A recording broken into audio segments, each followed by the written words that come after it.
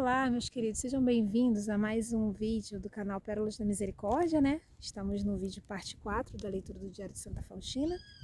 Então, vamos primeiro fazer uma oração de entrega desse momento de leitura, esse momento de estudo.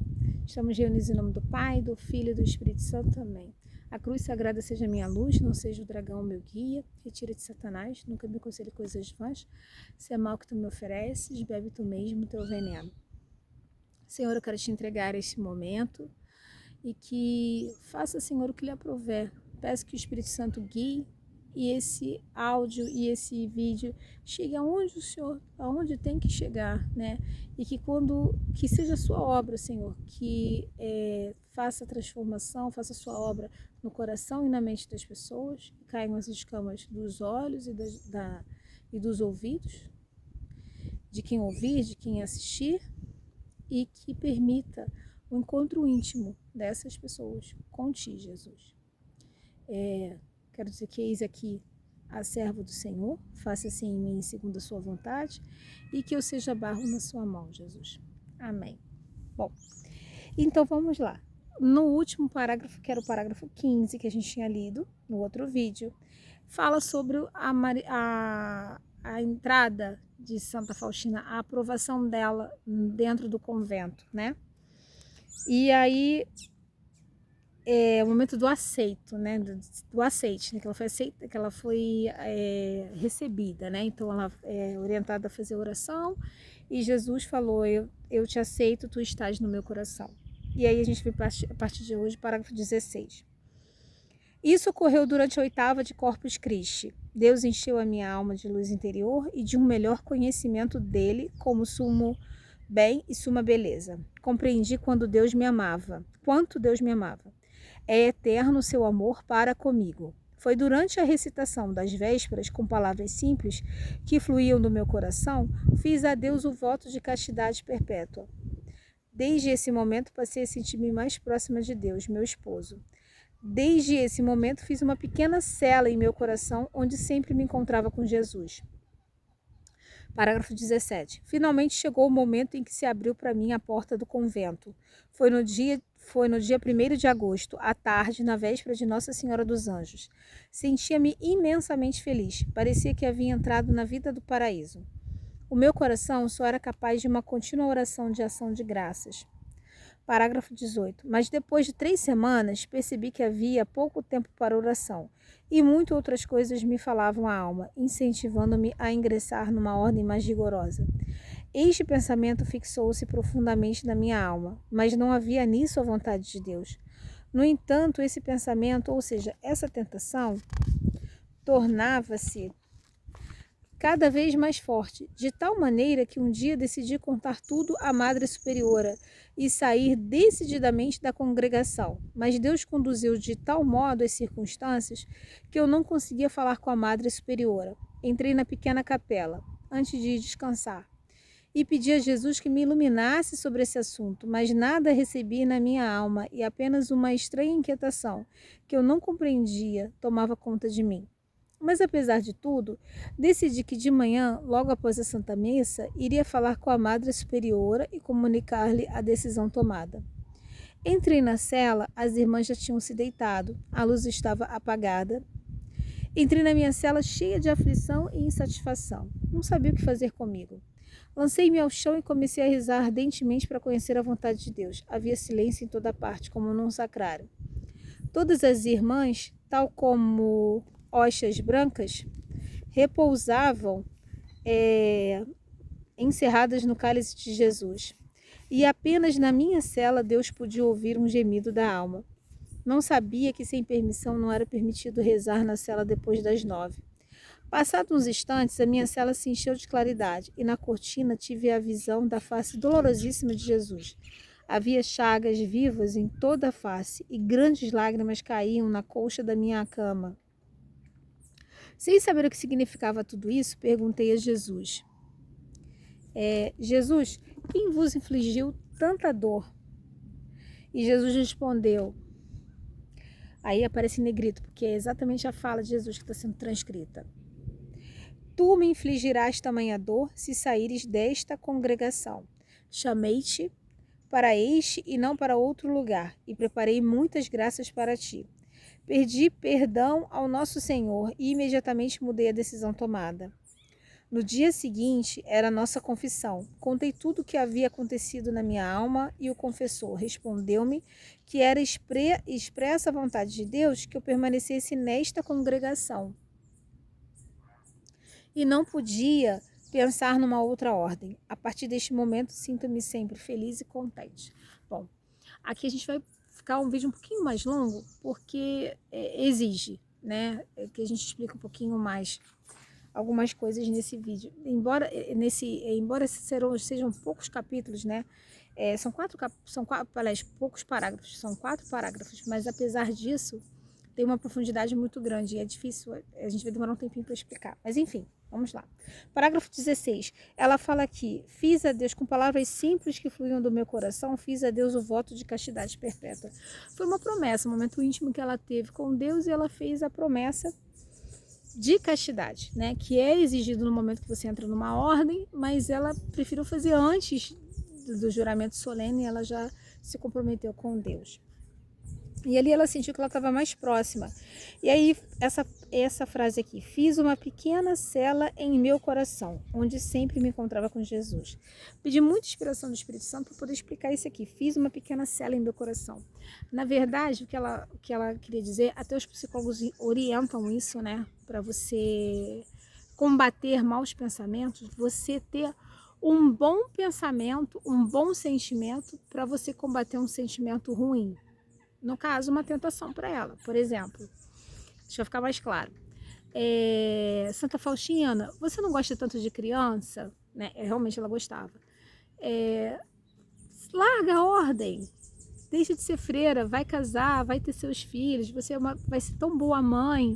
E aí, naquele momento que podia gerar uma inquietação nela, uma dúvida: ai meu Deus, eu poderia ter uma vida diferente. Hoje ela volta ali para aquele sentimento positivo, que é pensar em Jesus. Não, eu sou esposa de Jesus. A alegria maior para mim não há do que ser esposa de Jesus. Então, isso é que ela chama de cela. É um lugar, um pensamento bom, um pensamento positivo, onde ela podia se proteger diante de algum pensamento ruim que causasse alguma inquietação nela. Finalmente chegou o momento em que se abriu para mim a porta do convento.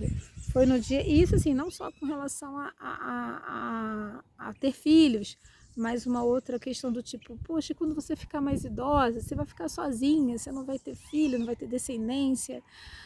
E aí ela voltava para aquele pensamento positivo: não, mas Jesus está aqui comigo, é meu esposo vai cuidar de mim, nada vai me faltar, tá?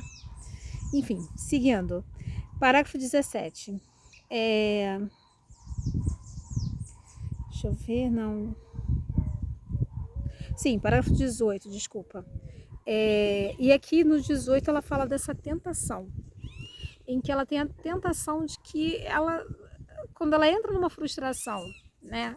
Ou seja, um sentimento ruim, uma frustração, de que não, ela achava que ela ia rezar o tempo todo para Jesus, ia ter um momento de intimidade com Jesus o tempo todo, e não, a ordem religiosa tem coisas práticas, tem atividades práticas do dia a dia, como cozinhar, arrumar o convento, e quando ela se deu conta com isso, ela falou: poxa, mas eu rezo pouco, eu queria uma ordem mais rigorosa, ou seja, que tivesse mais jejum, mais penitência, mais oração. É um desejo da alma dela, um desejo santo, que é um desejo bom.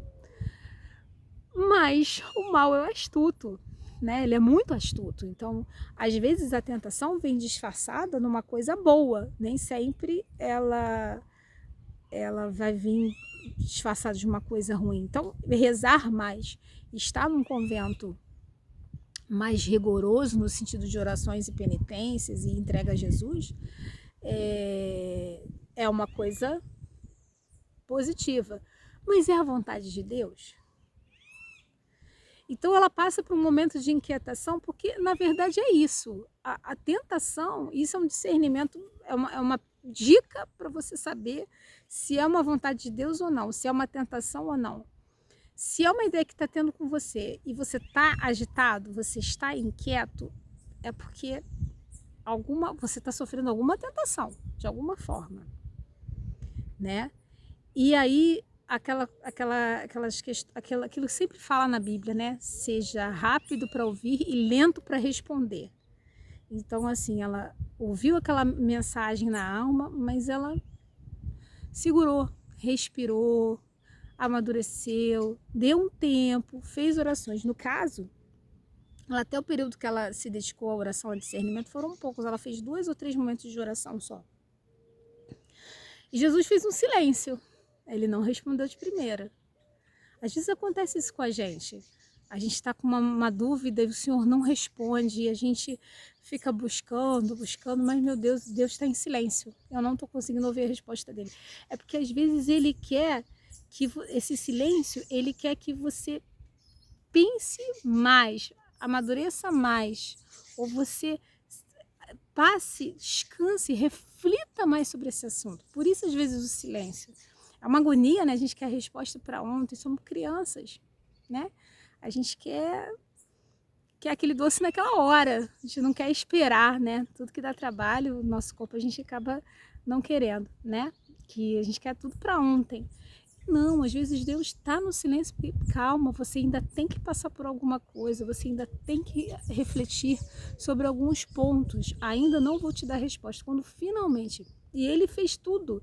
Ele fez com que ela não encontrasse a madre, ele foi conduzindo a situação para que não, ainda não é o momento. Então isso até para a gente ter paciência. Eu queria tanto encontrar uma pessoa, falar sobre aquele, perguntar sobre aquilo com aquela pessoa. Fique em paz. Às vezes não é aquele momento para você falar. Falta alguma coisa. Então mantenha tranquilidade nessas situações, porque será que é Deus, de repente Deus está conduzindo isso, né? E entrega para Deus, pede para Ele conduzir. E se Ele não te der a resposta naquele momento, e se as coisas não, aquele encontro não acontecer, descansa no Senhor. Então, assim, ela até reconhece, no entanto, esse pensamento, ou seja, essa tentação tornava-se cada vez mais forte. E aí, então, de madrugada, quando ela estava pedindo, clamando ao Senhor, e aí Jesus resolveu responder. E respondeu de uma forma, né? Melhor não poderia haver. Ele, maior graça, né? Ele se apareceu para ela completamente em chagas, em sofrimento. E aí ela pega e entende que era para ficar naquela ordem. E aí a gente para um pouquinho sobre a face de sofrimento de Jesus. Isso é muito falado, mas as pessoas assim, será que é verdade? O que é muito falado? É muito falado que os nossos pecados e as nossas decisões erradas causam sofrimento a Jesus. Causam sofrimento no coração de Jesus. E aí a gente fica assim, mas será que Jesus vai sangrar, vai sofrer por causa disso?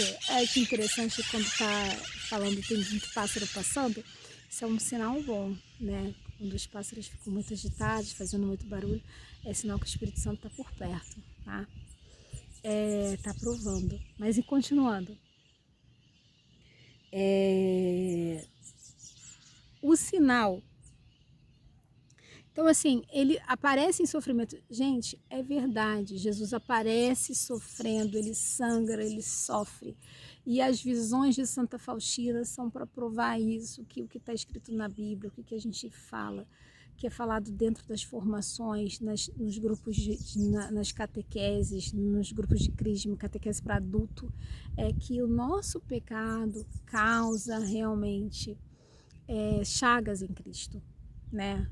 E quando a gente toma decisões erradas. Então, que hoje fique esse pensamento, essa mensagem para vocês, que paciência. Então, rapidez ao ouvir e lentidão ao responder a uma tomada de decisão. Peçam discernimento ao Espírito Santo, peçam discernimento a Jesus.